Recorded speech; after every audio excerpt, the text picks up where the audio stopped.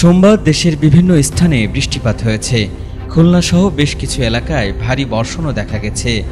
তবে সাগরে নিম্নচাপের কারণে মঙ্গলবার দেশের দুই বিভাগে অতি ভারী বৃষ্টিপাতের খবর জানালো আবহাওয়া অফিস।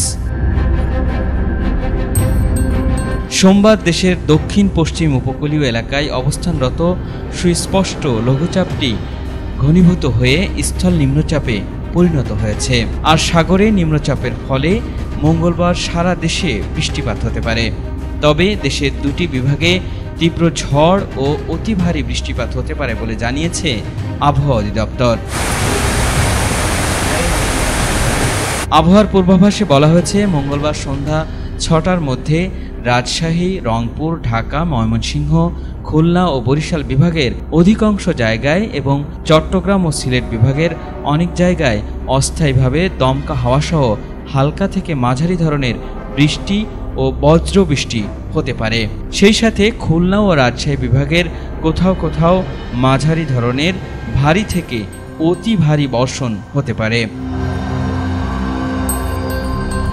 এদিকে সোমবার উত্তর বঙ্গোপসাগর ও তৎসংলগ্ন বাংলাদেশের উপকূলীয় এলাকায় একটি লঘুচাপ সৃষ্টি হলে দেশের ৪ সমুদ্র বন্দরকে ৩ নম্বর সতর্ক সংকেতের কথা জানায় আবহাওয়া অফিস।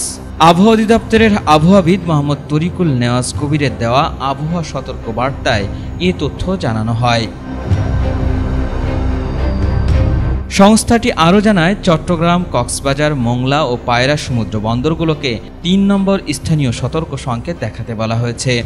সেই সঙ্গে উত্তর বঙ্গোপসাগরে অবস্থানরত মাছ ধরার নৌকা ও ট্রলারকে পরবর্তী নির্দেশ না দেওয়া পর্যন্ত উপকূলের কাছাকাছি এসে সাবধানে চলাচল করতে বলা হয়েছে।